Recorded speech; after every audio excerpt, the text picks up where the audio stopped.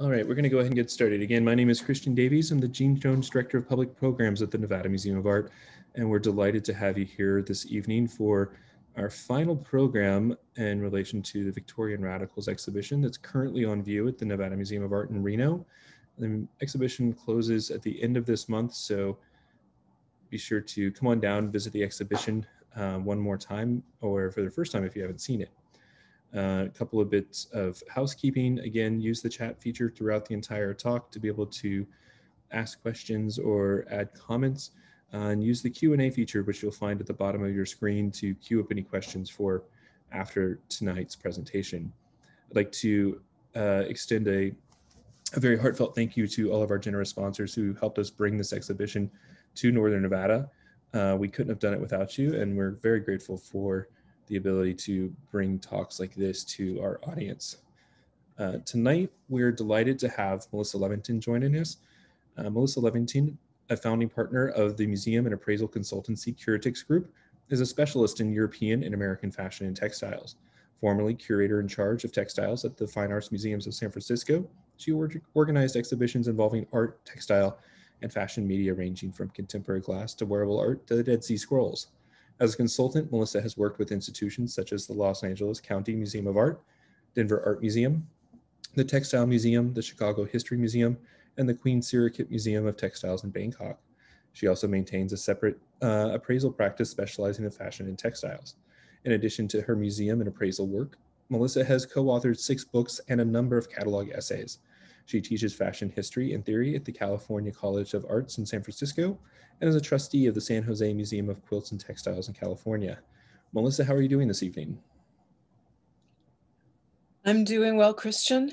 Thank you very much for that lovely introduction, and also thank you to the museum for inviting me to come back, even virtually, to present to you today. Hi, everyone. I'm very glad to be here and glad that you can join us for a talk about fashion and the Pre-Raphaelite and the aesthetic movement experience. So without further ado, I'm going to share my screen.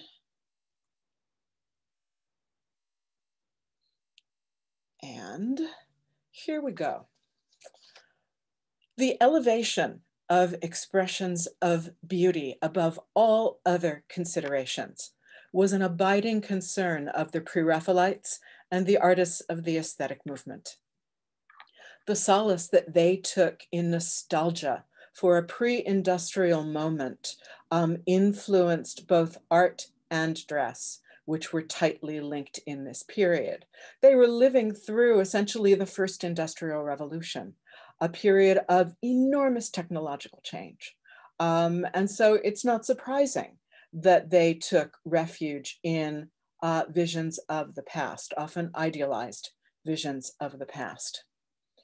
In the late 19th century, there was a widely held view that fashion was a sign of modernity, of control, and of social values, which are all generally positive things.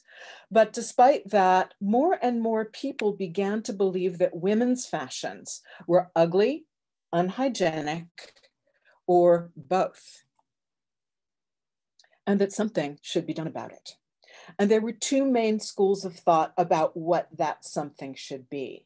One school wanted to change fashion to improve women's health and promote women's rights. And the other school wanted to change fashion primarily to make dress beautiful again. They thought that the kind of dress that you see on the screen was the antithesis of beautiful. And both schools were united in their opposition to corsetry and the distorted fashionable silhouettes of the period, and you see an example of that on the screen. This is a big subject, so I'm going to focus my talk today on the clothes in Pre-Raphaelite and related paintings and how they were developed.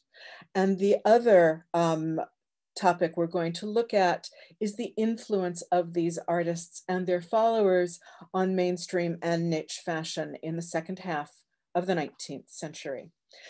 This involved women's dress much more than it involved men's dress, but I promise we'll see a little bit of menswear later on. The Pre-Raphaelites were heavily influenced by artist critic John Ruskin and his ideas about art. And among those most applicable was his conviction that art should be a reflection of nature, and that nature was where true beauty was to be found. And you can see by the quote on the screen, I'm not going to read it to you, you guys can read it yourselves, but you can see that Ruskin loved the dress of the medieval and Renaissance period, but he took a pretty dim view of the fashionable dress of his day.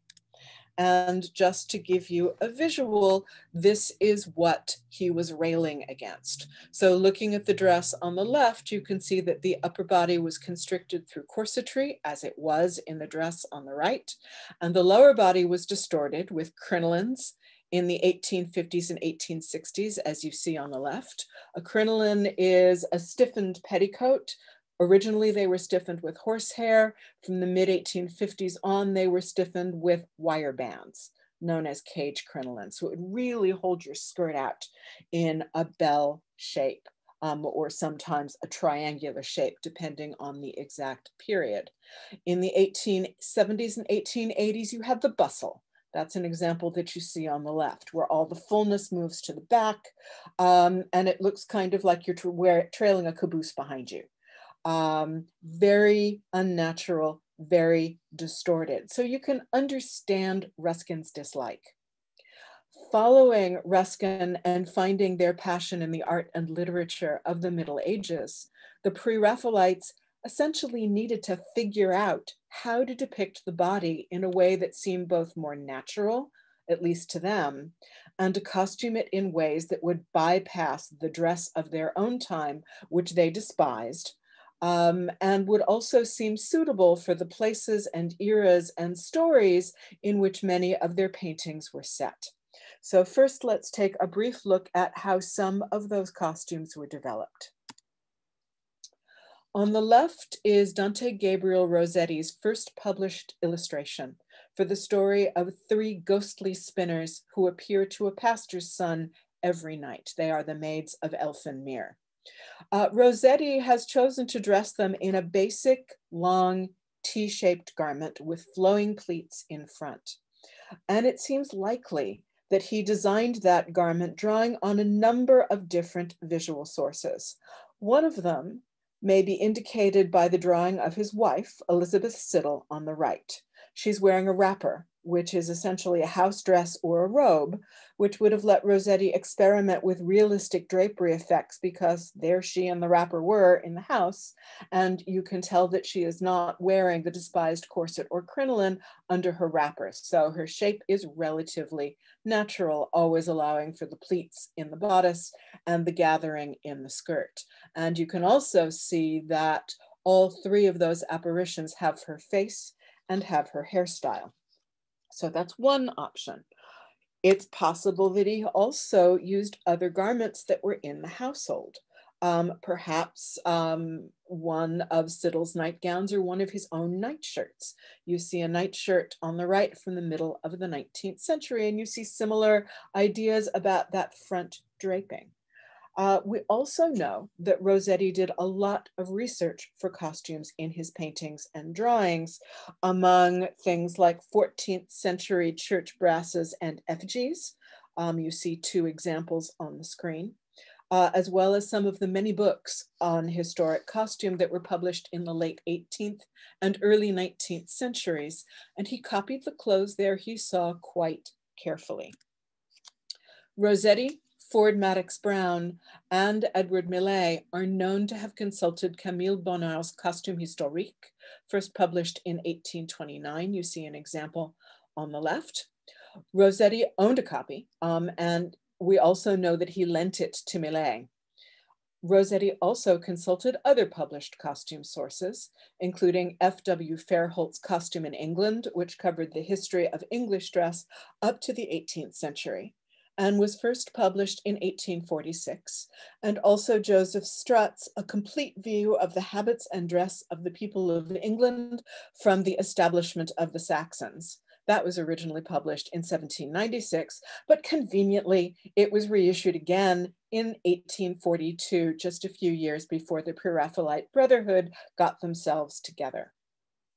So while I can't tell you exactly what Rossetti looked at, you can see elements of the Elfin-Mere maid's garments here, and I think you can see the kinds of things he was looking at and how he combined them to dress his characters. You see again these straight robes with pleats arranged in various ways, all floor length. And so again, you can just sort of begin to see what his eye was looking at and how he was transforming them into the dress that the final figure wears. And so that lean, really stick straight silhouette that he ended up with in the final illustration is about as far from the hourglass silhouette of fashionable 1854 dress as he could get. And I expect that that would have helped Rossetti's audience to see these figures as otherworldly and out of time. Other artists in his circle used this same garment in their pictures of historic or literary subjects.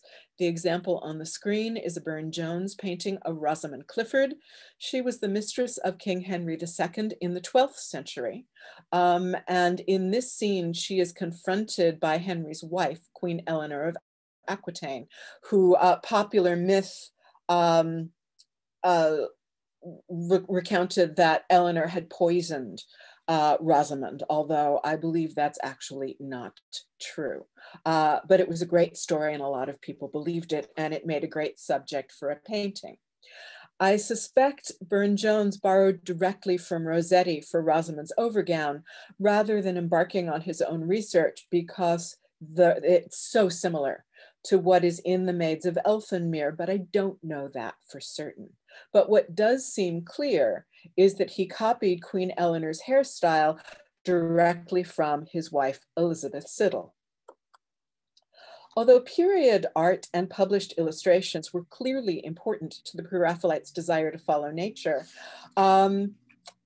they also wanted to paint clothes in their pictures from life wherever possible, so they could see how the fabric really moved and draped and how it responded to the rather tortured positions they often imposed on their sitters. There wasn't much medieval or early Renaissance clothing extant, certainly not now, but not in the mid-19th century either. Although Millet did buy what he called, quote, a really splendid lady's ancient dress, all flowered over in silver embroidery, unquote, for Elizabeth Siddal to wear while she posed for him in the water. Although it is so disguised in this painting of Ophelia that it's tough to figure out what it actually looked like and how ancient it really was. My guess is it probably was an 18th century dress, but again, don't know for certain, can't really tell from the final painting.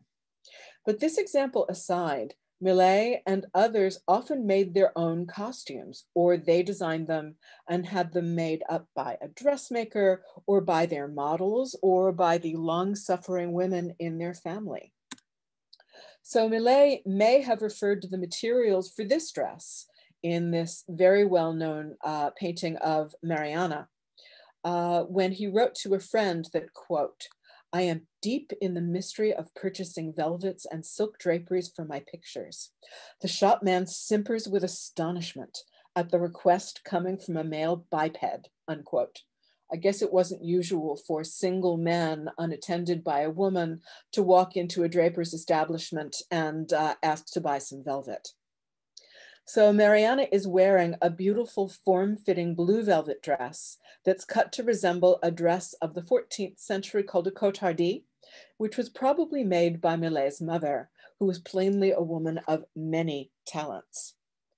Like Rossetti, Millet may have taken the idea for the dress from sources like Fairholt's Costume in England. You see a page from that on the right. But if this is what he was looking at, you can understand that he would have wanted to have a real life example from which to actually do the painting, because the line drawing just doesn't give you enough information about what the garment will do when the model is in a position other than standing straight up and down. Rossetti also used this dress in his work, especially early in his career, when he preferred to paint form-fitting medieval clothes that he felt were really distinct from prevailing fashion. This drawing, which was done for a fresco at Oxford University, was done after the Millet painting. So I know that Millet was not necessarily looking at this drawing, but there may well have been others that Rossetti had done that he lent Millet to get some inspiration from. William Holman Hunt offers another example. In his autobiography, he wrote that he made the clothes for several of his paintings, including the outfit that Proteus is wearing in this well-known painting of a scene in Shakespeare's Two Gentlemen of Verona. So the split sleeve on Proteus's overgown, you see he's the kneeling figure, suggests the late 15th century. And you see a detail of that in this very well-known and very sexy portrait of Albrecht Dürer. This is a self-portrait from 1498. But you can also see that there are major differences between the two figures. Proteus has short hair. Dürer has very long ringlets. Dürer is wearing a doublet that is very tight to his body. That's the black and white garment here over a shirt that's decorated with gold embroidery or gold braid and has lots of very, very, very fine gathers. Whereas Proteus is wearing a loose brocade tunic underneath an overgown, which is open up the front, which is where the split sleeve is, not in the doublet. He's also wearing a pair of pink breeches, which look actually quite recent, at least comparatively recent, much more 18th century than 15th century. Certainly Dürer would not have been wearing a pair of breeches that looked like that if we could see below his waist in that portrait. And he's also, that is Proteus, is wearing modern leather gaiters on his lower legs. So he's a bit of an historical mishmash. Sylvia, on the other hand, the figure on the left, suggests the second quarter of the 16th century, so perhaps 40 or 50 years later than Proteus. Her headdress especially recalls the French hoods of the second quarter of the 16th century. You see an example on the right. But what Sylvia is wearing is almost certainly a contemporary circa 1850 bonnet that has been stripped of its ornamentation and just pushed back on her head. Her torso lacks the conical shape that was imposed on early 16th century women, as you see in the painting of Mary I. And what Sylvia is wearing is probably just a back fastening contemporary bodice made to roughly mid-19th century shape. Her skirt is not supported by a crinoline petticoat, and I think that would better have mimicked the conical farthingale of the mid-16th century. The whole thing is probably worn over a man's shirt or smock with its collar turned up, which suggests the 1540s, when collars began to rise just prior to the development of the ruff. It's quite cleverly done, and I imagine it looked just as convincingly period to the audience as it did to the artist. You can see some of the clothes in Pre-Raphaelite art being worn by their models in photographs of the period. And on the left is one of a series of photographs of Jane Morris, wife of William Morris, another in this artistic circle. And these are photographs that were basically photo-directed by Dante Gabriel Rossetti. They were taken in his garden in Chelsea in London, but the photographs were taken by John Parsons. So Rossetti was the mastermind, but not the photographer. And you can see that Rossetti used these photographs for reference when he painted this and a number of portraits of Jane, sometimes direct as portraits and sometimes essentially as almost like genre paintings. So the dress on the right, I don't know if the original is blue because all we have are black and white photographs, but it has this lovely deep rich blue color, very much like the Millet painting of Mariana. And you can see the analog between the painting on the right and the photograph on the left, I think, very clearly. But in fact, Rossetti continued to use those photographs for years afterwards. On the right is another of the photographs from that 1865 session. And on the left is a painting called The Daydream from 1880.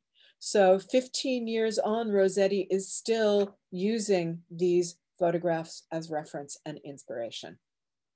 So looking again at the photograph on the right, Morris's dress may be typical of what women at the time were wearing when they were working around the house. Again, a wrapper or a house dress without corset, without a crinoline, but it deviates from high fashion clothes in that it's not worn over any of these foundation garments.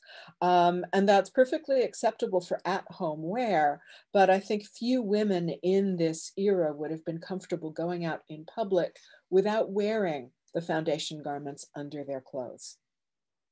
Certainly few women of Morris's social level, which was essentially middle class.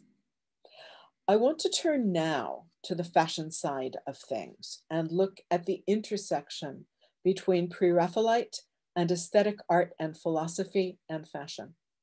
And it's actually strongest in anti-fashion, in the oppositional styles that are usually known as reform dress or rational dress or artistic and aesthetic dress.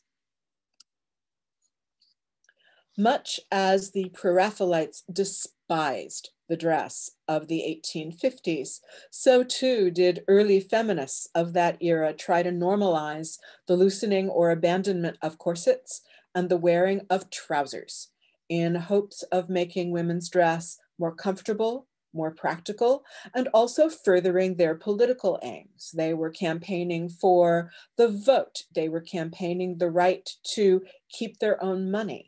They were campaigning for rights to divorce and to have custody of their children. They were campaigning for the right to access to higher education, none of which they had in the middle of the 19th century, at least in the UK. And these were things they very much wanted. And so I think part of the theory was if you start wearing pants, maybe you'll be able to get some access to some of the good things that men are reserving for themselves. Men, of course, didn't like this idea. At least many men did not like this idea. I'm sure there were some men who were perfectly fine with it, but there was a tremendous amount of pushback. There was a tremendous amount of ridicule, and relatively few women were able to persist in the face of that. On the screen, you see two examples. Amelia Bloomer on the left is wearing the reform outfit that became named for her, although she did not invent it, but she was the most publicly visible of the adherents to this style since she was a journalist and also traveled extensively and gave public lectures wearing the Bloomer costume. So a less radical approach to alternative fashion, to anti-fashion, arose in the 1870s, a time of considerable constriction and exaggeration in women's dress. And just to remind you of what that looked like, on the left is an example of the very elaborate evening dress from the early 1870s, complete with a sort of low-slung bustle, which is extending the buttocks of the dress out a considerable way beyond the bounds of the actual body, and is tightly corseted in order to hold up this very low-cut dress. And in fact, not only are these women wearing corsets, their bodices are probably boned inside as well. So you're starting to be encased in a double cage of boning. The dress on the right is from 12 years later, and this is the 1880s bustle. It's a little bit higher. It's kind of horizontal. It truly looks like the wearer is trailing a caboose behind her as she is walking. It is one of the most exaggerated silhouettes in the history of Western fashion. So you can understand that none of the aesthetic movement or pre-Raphaelite artists were happy with these silhouettes either. And there were many women in society who didn't like it either. And one of them, a woman named Mary Eliza Howes, spearheaded a push towards what became known as artistic or aesthetic dress. Mrs. Howes was a Chaucer scholar, an artist, and a journalist. And she was an influential tastemaker who was an adherent of Ruskin's and the Pre-Raphaelites. And she prized beauty in dress above all other things. She was very dismissive of contemporary fashions.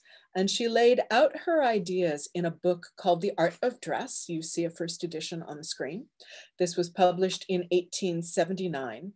And in the book, she decreed that clothing should not contradict the natural lines of the body, that it should be beautiful and comfortable, should sound familiar, that it might follow the broad outlines of the prevailing mode. Okay, you know, we'll let you go that far, but it should avoid paying too much attention to the details.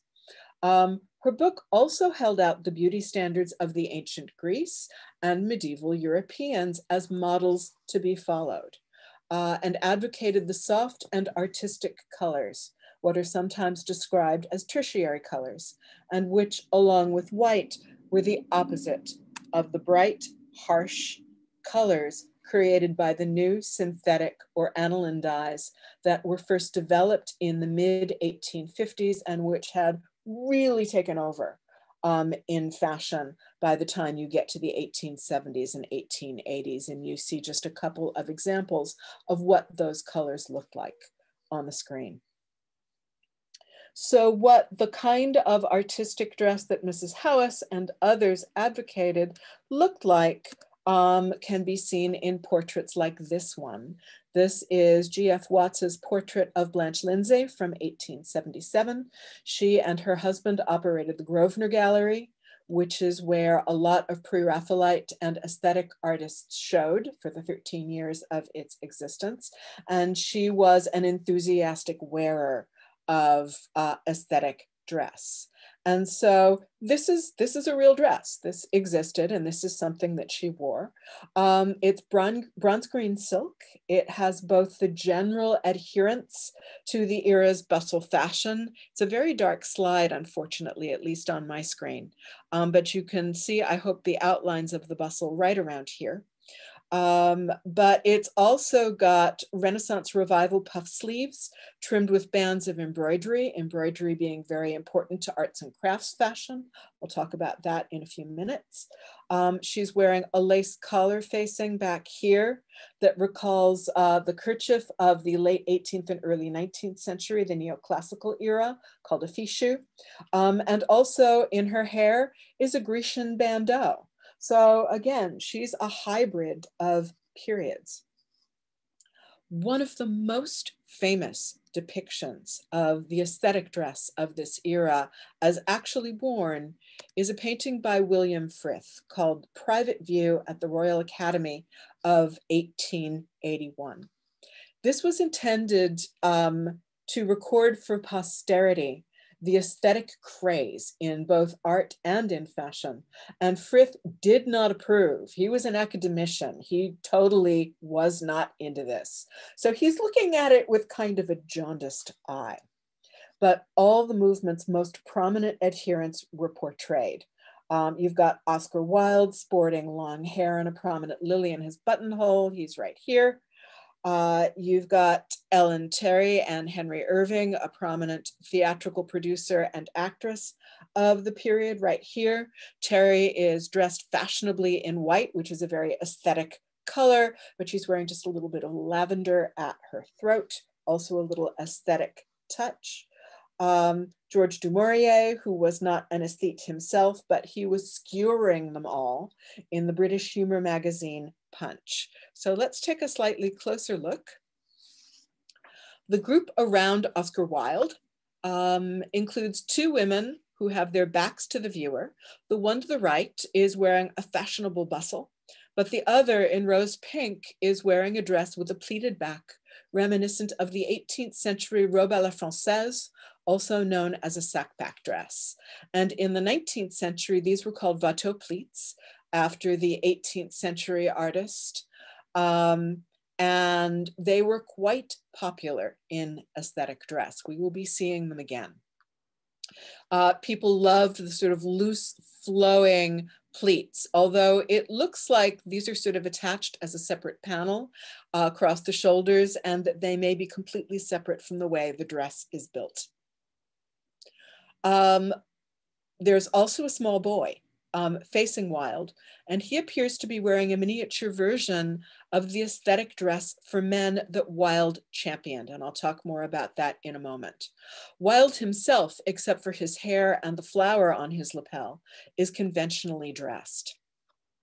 Looking at the group and wearing a white vest right back here is W.S. Gilbert, the operetta lyricist, along with Arthur Sullivan, the composer, whose aesthetic satire, Patience, debuted this same year.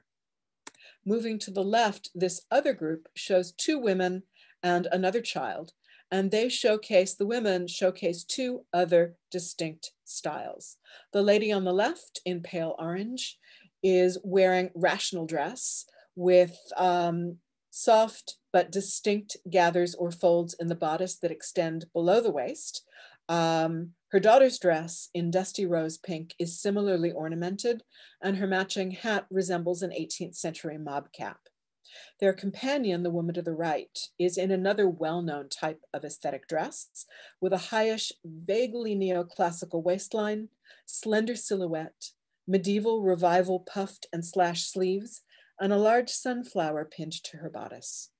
All three figures have high necklines, each trimmed with a tiny little ruffle, which suggests the beginning of the fashion for ruffs in the 16th century, but which is also a contemporary trend in mainstream fashion, so it fitted together very neatly.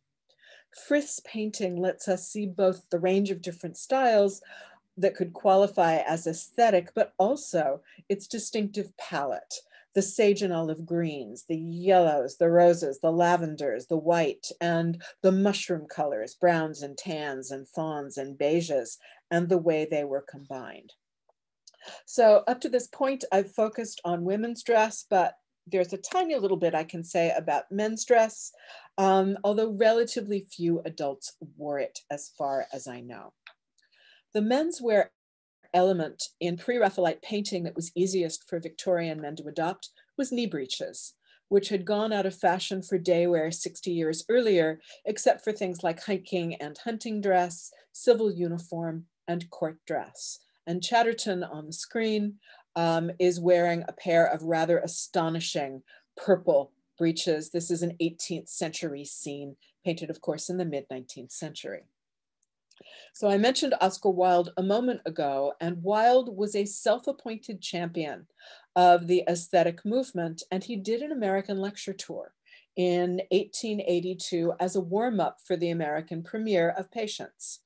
His lecture costumes included on the right a velvet suit jacket and vest with satin edge binding that he's wearing with a knotted scarf in lieu of a necktie, a pair of breeches, black silk stockings, and a pair of ornate evening pumps.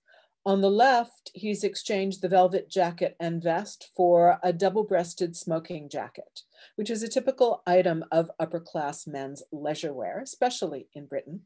And that jacket has frog closures, a quilted shawl collar, and cuffs. We have another example here of which survives, of a smoking jacket that Wilde wore.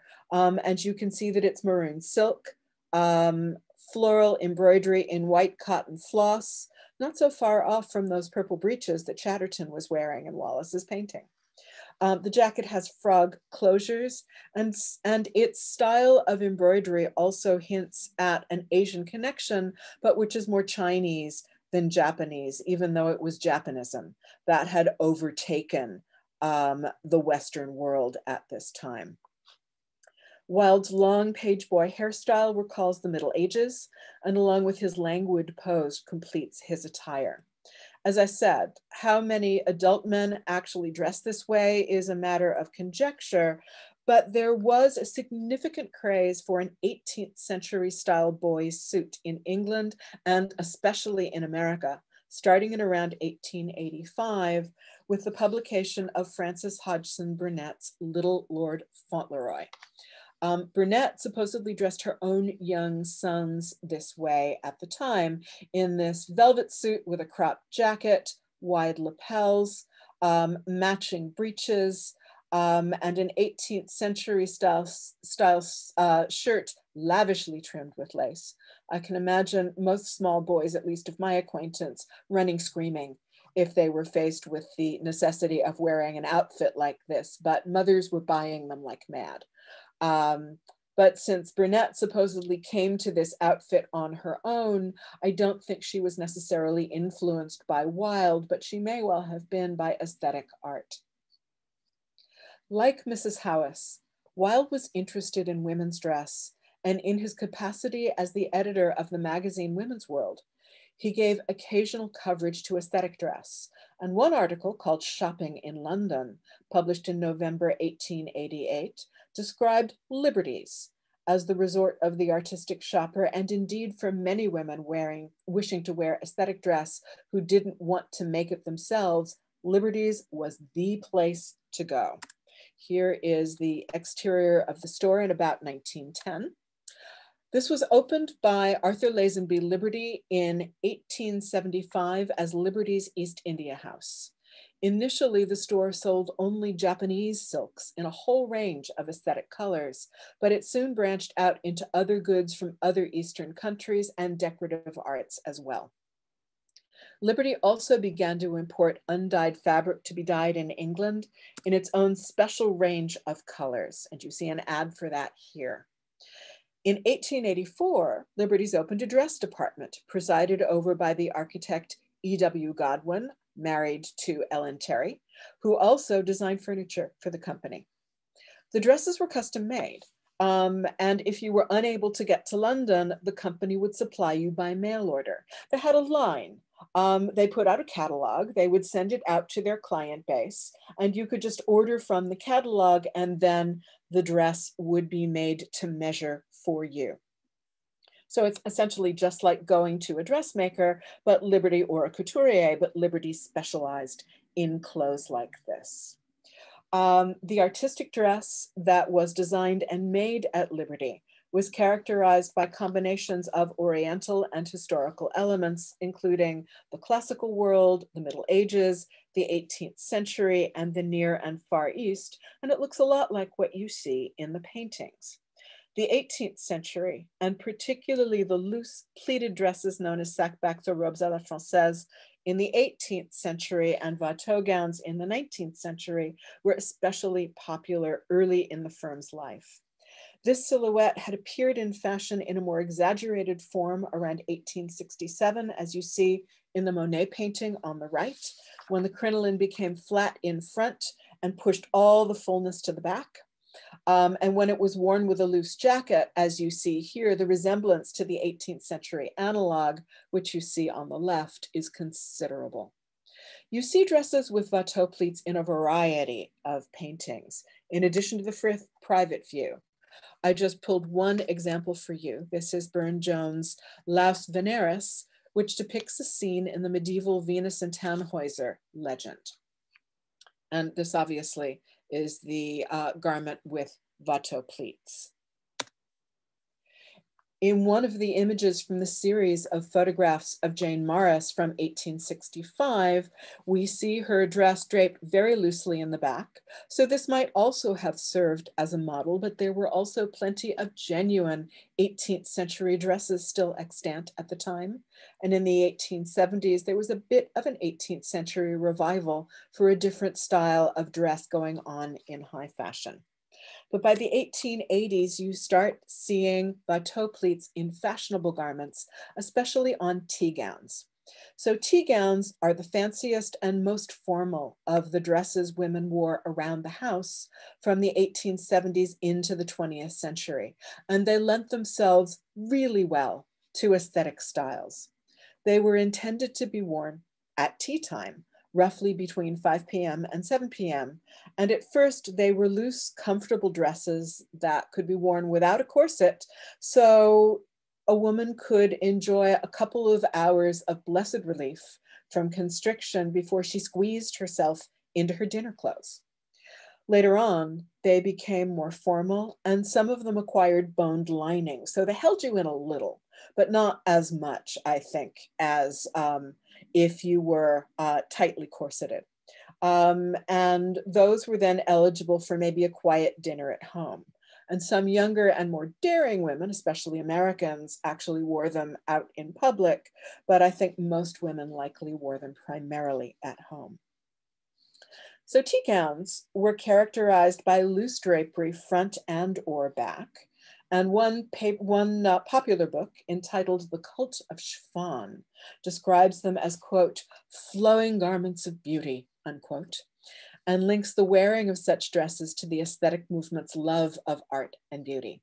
And indeed, some of the most beautiful portraits of this late 19th century period show their sitters wearing tea gowns. One with particular resonance with the Pre-Raphaelites is this Whistler portrait of Francis Leland, which shows Mrs. Leland in a tea gown of his own devising. It isn't really possible to discern the construction of the dress from the portrait, but you see the hint of a bateau pleat here in the draped back, but also the suggestion of a 14th century open-sided surcoat in the narrow back. You see the narrow back here, and here is an actual manuscript showing one of those open-sided surcoats from the 14th century so that you can compare. The tea gown also has rather medievalish lacing up the sleeves. There's also, interestingly enough, a surviving tea gown by Liberty of London, which looks very similar to the Leland portrait, although it's from 15 years later. But it has a very similar cut and very similar coloration in pale pink and white China silk, embroidered in pink floss. I've mentioned classical influence several times, and there was an abiding interest in it in aesthetic art and dress. Burne-Jones, for instance, used it for this early version of the Sleeping Beauty on the left, and Henry Holliday's toga-wearing angels in the stained glass panel on the right also suggest it. It gave artists a fabulous opportunity to paint drapery, and it allowed the body to appear more naturally than current fashion permitted. Fashion latched onto it as well. Ruskin's idea that the natural body is more beautiful than one altered by fashion took strong hold in the 1860s, and for many, the Venus de Milo was the most beautiful example of the natural body. Her silhouette is obviously not corseted. And you see this, the comparisons, in the literature directed specifically at reform dress, where Greek sculpture was often invoked in the fight against corsetry. Notice the eye roll in the statue on the image on the right in the Snell drawing, where you have those two exaggerated fashionistas walking down the street, and the statue obviously can't believe it. So you also see classical and neoclassical elements in aesthetic dress, often mingled with medieval and 18th century elements, as you see in these two examples. The wedding dress, which I believe is in the exhibition, has a complex toga-like wrap, and the tea gown has the high waist of the neoclassical era. I'm going to close with just a very brief look at William Morris. the father of the arts and crafts movement and a giant in this field, who was more closely involved with textiles than with any other medium. And he's been essentially missing in action from my talk because although he was a prolific textile designer, he didn't make clothes. So you see just one example of his prodigious output on the screen. This too, I believe, is in the exhibition. But Birmingham museums do have a court dress that was made from one of Morris's furnishing textiles. Morris intended them for furniture or for draperies or for pillows, but there was no law against you buying fabric and taking it to your dressmaker and saying, make me a court dress out of that, which is what the client who wore this dress to court did. There are specific laws or rules rather than laws pertaining to court dress, at least at that time. And so it's a fashionable dress and it follows the requirements of court dress, but it is still a very unusual choice. Still, this is a rare example. But I think one area where Morris, and particularly his daughter May Morris, did contribute to fashion noticeably is in embroidery, which became a very popular embellishment on arts and crafts clothes and accessories like handbags. You're looking at two children's dresses on the screen, which I believe are both in the exhibition. May Morris was a notable embroiderer who oversaw Morris & Company's embroidery production and also taught at Birmingham's Municipal School of Art. So May Morris made the dress on the left for a daughter of some friends, but the dress on the right was made by a professional embroiderer who trained at the Birmingham School during Morris's tenure and may well have studied with her. And they're just charming, lovely dresses. And of course, many women interested in having arts and crafts embroidery on their clothes turned to Liberties. And you see here, again, a medieval style tea gown with arts and crafts hand embroidery decorating the neckline and the hem of the tabard-like hanging in front. I've barely scratched the surface of this enormous subject, but I want to give you all time for questions. So I'm going to end the presentation here with thanks for your attention. Melissa, thank you so much. That was really, really kind of amazing in helping to reframe the exhibition that's on view currently at the museum. And I'm going to go ahead and stop the screen share here. There you go. So one of the things that I was thinking about during your talk here, and I was hoping you could speak to a little bit as we encourage folks to submit your questions, and we're going to try to get to as many of them as we can. But I was wondering if you could speak to the influence of technology of the day. So we're in the middle of the Industrial Revolution. Technology is changing rapidly. We've got textile factories that are cranking out fabrics at an alarming rate. Mm-hmm. And how did that influence what day-to-day wear was starting to look like, and how the pre-Raphaelites were responding to that? You mentioned the Aniline Dies. Yep. And I know that that's one area, but even in the production of these clothes. Mm-hmm. Well, as you said, Aniline Dies are major. It really changed the palette. It changed people's expectations. It changed the fashionable colors. They were considered by many to be a plus, and there are fashion plates that are advertising Aniline Dies as something that fashionable people are going to be interested in. One of the things that the Industrial Revolution did, one of the major things, is it drastically increased production. And so for the first time, ordinary people, lower middle class people, working class people could afford new clothes because fabric was now cheap enough that they could buy fabric. And when the sewing machine debuted, which happened in the 1850s, it also became possible to make clothes much faster. So you start getting a rise in ready-to-wear. Ready-to-wear had existed for, decades, if not centuries before that. It's thought to have started in the middle of the 17th century. And it existed before that in the recycling of used clothes, which is essentially the first ready-to-wear. You'd buy something on the secondhand market and you'd alter it to fit you. And that's the way a lot of people at the lower end of the economic spectrum got their clothes before the Industrial Revolution made fabric so cheap. So you're starting to get more and more people wearing new clothes, new fashionable clothes. And so the people at the top said, oh my God, they're nipping at my heels. What am I going to do? Because, my maid can afford this clothes that look just like mine. And so that's how haute couture ended up coming to fruition, which also happened starting in the 1850s. Charles Frederick Worth is widely considered to be the first haute couturier, essentially a fashion designer making bespoke clothes for women that he designs.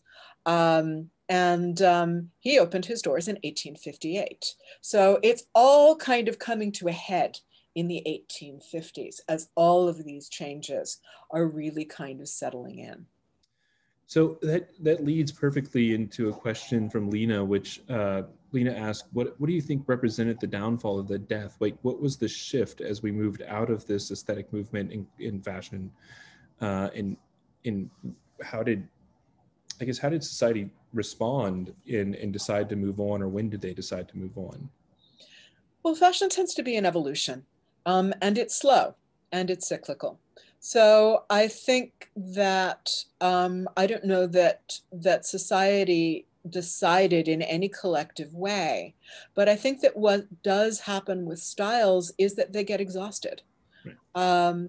Is that, you start off, something seems new, you're taking an idea and you're sort of pushing it in a different direction, and you take that as far as you feel it can go, and then it's time for something else. Right. So in a lot of ways, the Pre-Raphaelites had an unusually long run, even though the Pre-Raphaelite Brotherhood itself lasted less than 10 years, because they then kind of filtered into the aesthetic movement. And that in turn filtered into arts and crafts. And that then led into the development of other arts and crafts-based practices, which gradually pushed into modernism. So I don't necessarily see it as, one thing creating a downfall. I think it was just part of the natural cycle of taste and, the pushing of a style as far as you logically could, and a new generation gets interested in something else and moves off in a different direction. Right. And I think we see that even today, where fashion just slowly fades out, and then surprisingly 15 years later, you'll see that same fashion reemerge and be picked up by a new generation until it turns into something different. And I think that cyclical nature of fashion is really important. In Alyssa asked, and I think that this sort of plays into that, and I'm curious, she's wondering what American women were wearing during this time for dress up, and how did American trends follow what was happening in England and what you were discussing specifically today? I think American trends in many ways were following what was happening in England and France quite closely. In America, there really wasn't much in the way of a fashion industry in the 19th century. We were still kind of the new kid on the block. And it was well into the 20th century before we really kind of created, a fashion that was considered uniquely American. So we have long looked to France in particular, but also to Britain, for fashion ideas and American dress reformers. You saw Amelia Bloomer was American. Mary Tillotson was American. So there was a strong, if small, group of women pushing the reform dress aspect of things. There were quite a number of women who were also, agitating for women's rights. That sort of early group for suffrage in this country was, I think, very closely linked to parallel groups that were happening in Europe. So people were watching each other. Magazines and fashion information was flowing back and forth across the Atlantic. And I think American and British and French fashions were tracking pretty closely with each other at that time. So there wasn't as much of a lag with the distance. The fashions were staying current. on both continents at the same time. Well, remember, evolution, it was a bit slower.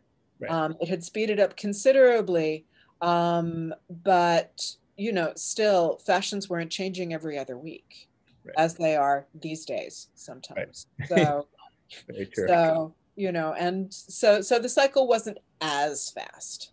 Gotcha. So just changing gears a little bit here, and we're going to try to get to all the questions that are coming in. If you have a question, please let us know. This is a more practical question that just came in from Peg. How did Amelia Bloomer's bloomers fasten? Did they have a waistband under the skirt slash coat, or was it attached to the skirt itself? Hi, Peg. That is an unbelievably good question. I don't know that I necessarily have an answer, but I have two theories. One is that they had a drawstring around the waist, much as many undergarments did. Another is that they had a waistband that would button or hook, as many skirts did. The other possibility is that they were suspended from the shoulder. That they were basically literally on straps, on suspenders, which a number of women who were proponents of rational dress advocated because it took the weight off your hips. All three are possible. I don't know if any of those Bloomer costumes actually survive. Maybe some of my fellow dress historians in the audience will have seen one, and if so, please chime in. I've never seen one in the flesh, so I don't know for certain. Thank you. And so Deborah asked, we're going to get to probably two more questions here, just being mindful of time. But Deborah wanted to know if you see the influence of ecclesiastical garments, like the alb in some of the early pre-Raphaelite garments. I'm thinking more of she's thinking more of maidens' clothing. Yes, I do see the influence of the alb. At one point, I had an alb in my slide deck, and I took it out because I had too many slides. But I think particularly given that several of the pre-Raphaelites, I believe it was Morris and Burne-Jones, had originally planned to train for the ministry. And that all of them, I think, would have been churchgoers. Rossetti was spending a lot of time in churches, looking at effigies and brasses. And you see ecclesiastical dress in their paintings where it's obviously identifiable, as they loved copes in particular. So I do think an alb is one of the influences that Rossetti was looking at very early on with things like the Maids of Elfinmere and some of his other work. Yeah. So I think we're just about at time today, and I'm going to wrap up with this question. I'm going to kind of combine two questions in one here. Lena asked us, what sources should she look at if she wanted to learn more specifically about this counterculture? And Carol also asked if there were US magazines devoted to fashion at this time. And I'm going to throw that in there. So if somebody really wants to do the research or go digging and looking for those magazines, maybe that couples. Okay. At this time, there were American magazines. They were really women's magazines. Godey's Ladies Book, Peterson's Magazine, The Delineator were some of the early magazines that included fashion along with other subjects considered to be of importance to women.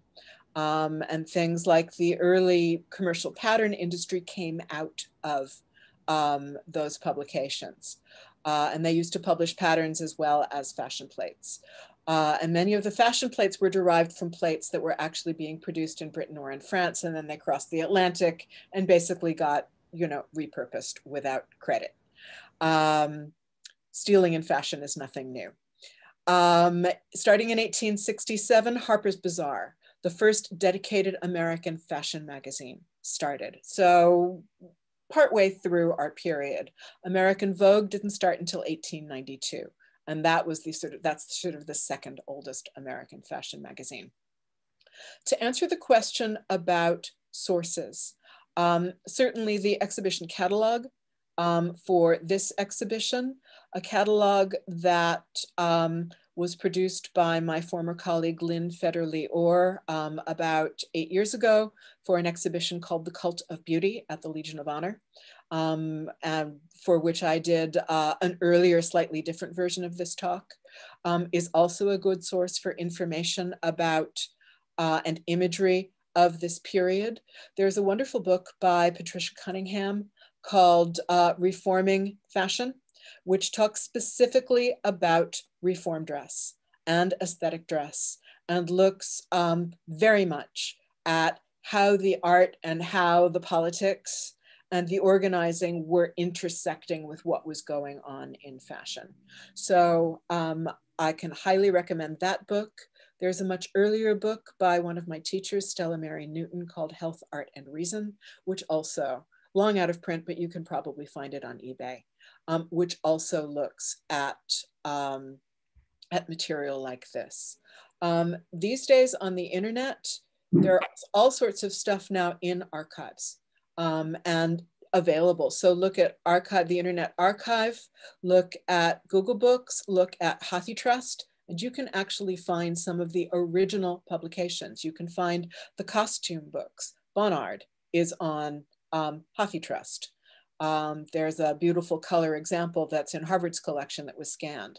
So because this period is out of copyright, you can do a lot with primary sources just by messing around on your computer from home. Those are all really amazing recommendations. And I personally remember the Cult of Beauty exhibition, which I got to see and was a tremendous exhibition. Just one very quick last note from Deborah. The San Diego Historical Society has a Bloomer costume, according to Dave Rickman. She doesn't know how complete it is, but if somebody wanted to go make some phone calls, you might be able to figure out how those bloomers fastened. Melissa, thank you so much. This has been a really tremendous afternoon. And again, I would encourage everybody to go to the Nevada Museum of Art in Reno to check out Victorian Radicals before it closes on May 30th. I think that being able to see some of these pieces in person are going to be really, really amazing, especially with this, after this lecture. I'd like to also thank all of our generous sponsors for being able to, for letting us be able to bring this exhibition and programs such as this to Northern Nevada. Again, Melissa, thank you so much for spending your afternoon with us. That was a tremendous talk. My pleasure. Thank you so much for having me. Thank you, everybody. Have a great evening.